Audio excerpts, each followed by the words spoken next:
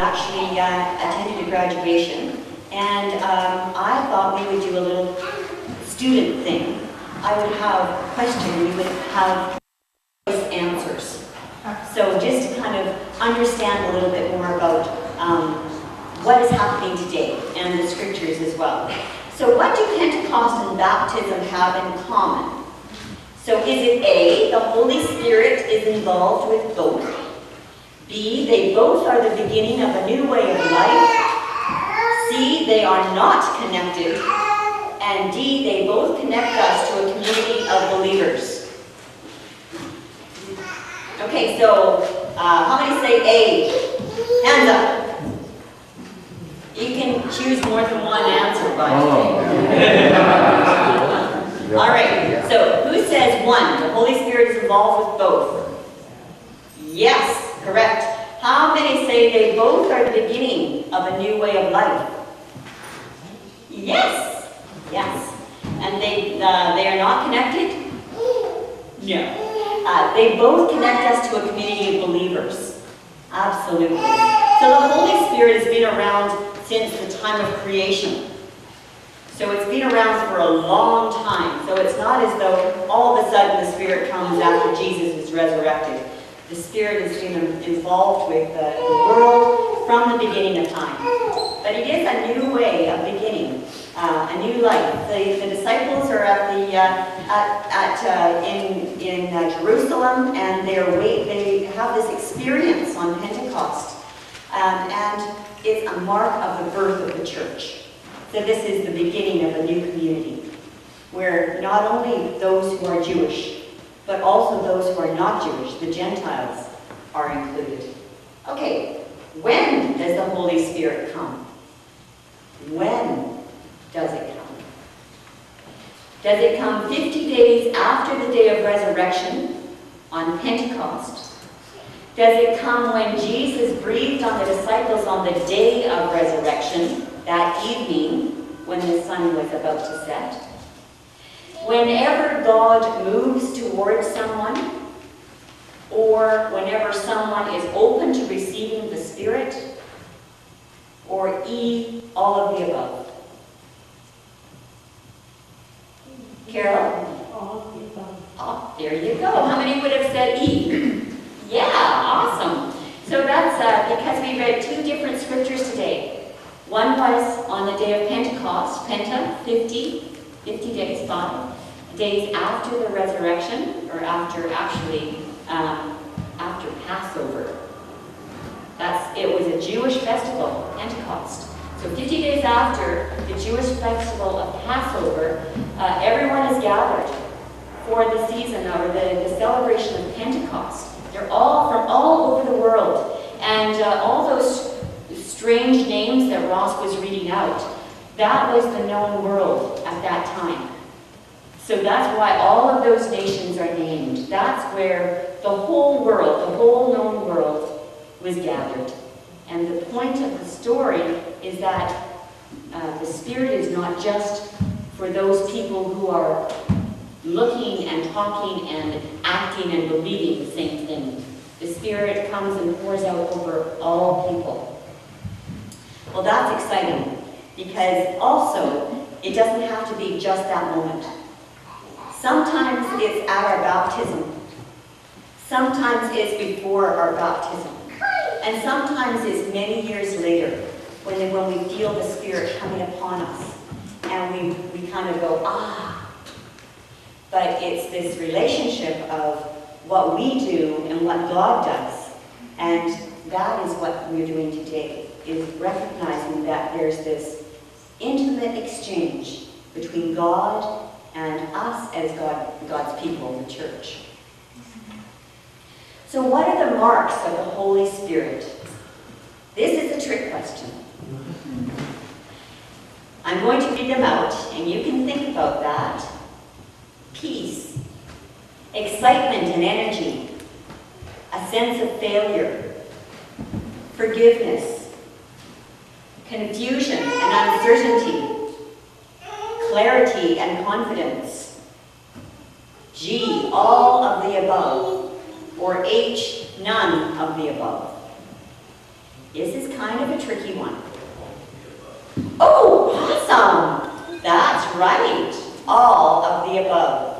Because if we think the Spirit only comes to calm us down and make everything good, we miss something. You can't. How many of you have done a renovation? Have you lived through a bit of chaos?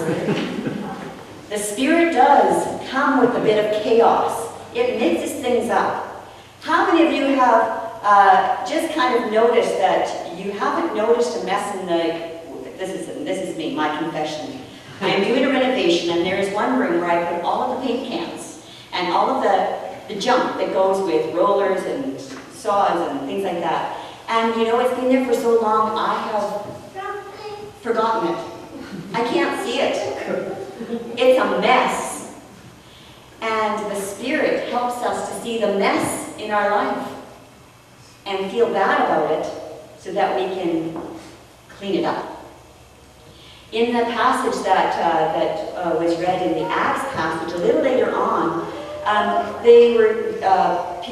Peter is talking about how the Jesus that you killed is the one who is raised again, the one that you killed. And they're feeling so bad, they say, what can we do then? And he says, receive the Holy Spirit and be baptized. Be baptized as a sign of coming clean. Coming clean. So all of the above, the Spirit brings sometimes that sense of confusion and uncertainty so that you have to ask, is this my life? Is this the direction I want to go? Sometimes it's when we're struggling and we're in painful situations or scary situations that the Spirit is working within us to help direct us and guide us into the right path. That was a tricky one. So where have you seen the Spirit of Christ? Where have you seen the Spirit of Christ? That's hard to answer in this kind of an atmosphere, or if we're not just sitting around having a cup of coffee, which we might do, share those stories downstairs. But I'm going to give you a couple of examples. So this past week, we were at graduation for our Nicholas, and he graduated with his business administration degree at Swanland, and we were all very excited. And I remember we were all gathered at the convocation. And there were people from all nationalities there, a lot of East Indian and Asian people, people from Caucasian people. There were people from all over the world there. First Nations people. Everyone spoke different language. But when somebody came and their name was announced, and then a family member would get up, I don't know sometimes what their language was, but you know, they'd be rooting and tooting, and we could kind of get the idea. We got the excitement and the pride, and so even though we didn't speak the same language, we understood. We understood. And one person would get up and said, "I love you, Adam," or Alex. I think it was Alex. And the president got up and said, "Alex, would you like to say I love you back to your mom?" No, maybe later. So, but it was kind of neat to feel that outpouring of celebration and love. And it didn't matter what language we spoke. We were all cheering, we were all clapping, we were all excited to just be present and proud of this accomplishment. That is the Spirit of Christ, speaking the same language, even though we don't speak the same tongue. Another, for me, where I have seen the Spirit of Christ, I haven't actually seen an orangutan and a dog, I'm sorry to say. But when people who don't normally get along find a way to live together, that's when the Spirit of Christ is present. I was on my way here today, and a mother duck with about 10 chicks ran out in front of my car, and I put on the brakes and look behind in my rearview mirror, and somebody is right there just changing lanes into me, and I'm thinking, oh no, something's going to give. But they stopped in time, and everyone else was alerting everybody else to stop. And I was thinking, you know, That is a wonderful way to live in harmony with all of creation. That not one species or one person or one point of view has the right of way. That we respect each other and we can live in harmony. Especially when we don't look the same. Or we don't have the same values. Or we don't, we're just from different parts of the world, different experiences. And finally, where have you seen the Spirit of Christ? I believe it's when justice and compassion, grace and hope take human form once again. Then that is when Christ comes alive again. And that is a way of service. That for me is the gospel. And that's what we are called to do as baptized people in the Church of Christ.